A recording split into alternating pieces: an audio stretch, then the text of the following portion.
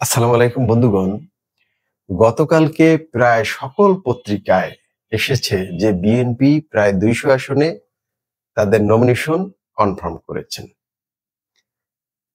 এখন একদিন যেতে না যেতে আজকে সেই দল ইউ-টার্ন নিয়েছে। বলেছে যে নমিনেশন আসলে দেয়া হয়নি, কাউকে গ্রিন সিগন্যাল দেয়া হয়নি। এটা কি দলের জন্য ক্ষতিকারক নয়?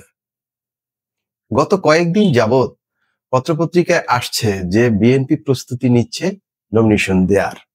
যাচাই বাছাই করছে কাদেরকে নমিনেশন দেয়া যায় এবং তফসিলের আগেই বিএনপি নমিনেশন দিয়ে দিবে। এটা কিন্তু গত কয়েকদিন যাবৎ পত্রপত্রিকায় আসছে।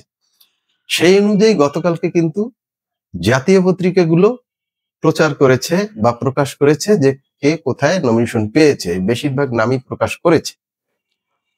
এখন দল গতকালকে প্রকাশ হলো, আজকে এবার ইউটার্ন নিল যে না, আমরা কাউকে নমিনেশন দেইনি, ওটা আসলে প্রচার ঠিক ছিল না। এখন এতগুলি জাতীয় পত্রিকা কি আসলে ভিত্তিহীনভাবে প্রচার করেছে?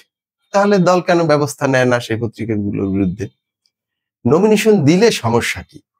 নমিনেশন দেয়া হয়নি, এটা করা হয়নি বা দেয়নি, দলের এরকম সিদ্ধান্ত নেয়নি, এগুলি পত্রপত্রিকায় প্রকাশ হয়েছে, দল চুপ থাকলেও তো পারত। দল এইভাবে ইউটার্ন নেয় আসলে দলের ক্ষতি হয়েছে, নেতাকর্মীদের মন ভেঙেছে।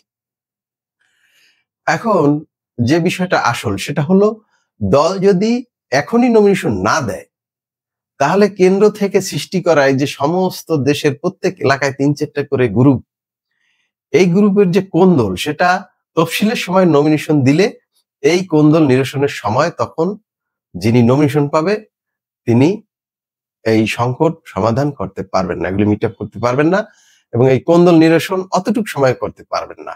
তাই নমিনেশন এখনই দরকার, এখনই সব জায়গায় নমিনেশন দিয়ে দেওয়া উচিত। যত জায়গায় যত গন্ডগোল হবে হবে, কিন্তু গন্ডগোল হয়ে ১-১.৫ মাস পরে এগুলি সব ঠিক হয়ে যাবে। আর তখন যদি দেয় তখন গন্ডগোল শুরু হবে, নির্বাচন পর্যন্ত চলতে থাকবে, একদম দলের ভরাডুবি হয়ে যাবে। দলের নীতি নির্ধারকরা এই চিন্তাটা মাথায় রাখা উচিত যে কোন্দল নিরসনে হলেও নমিনেশনটা এখনই ঘোষণা করা উচিত এবং ফাইনালি যে এগুলি আর চেঞ্জ হবে না। কোন নমিনেশন যদি চেঞ্জ করে তাইলেও সবখানে আন্দোলন জাগবে যে অমুক জায়গায় চেঞ্জ হয়েছে, আমরাও আন্দোলন করে এটা চেঞ্জ। নমিনেশন যেটা দেবে তো দেবেই ফাইনাল এবং দল থেকে সব জায়গায় সাবধান করে দেবে। কিন্তু কথা হলো যে এই নমিনেশন দেয়া, এই যে গতকালকে যে সংবাদগুলি প্রকাশ হয়েছে তাতে কিন্তু একটা নির্বাচনী আমেজ সৃষ্টি হয়েছিল। সেই আমেজে পানি ঢেলে দিয়েছে আবার। এটা আসলে সামনের নির্বাচনের জন্য এবং দলের জন্য আমার মনে হয় ক্ষতিকারী হয়েছে। ভালো থাকবেন সবাই। আসসালামু আলাইকুম।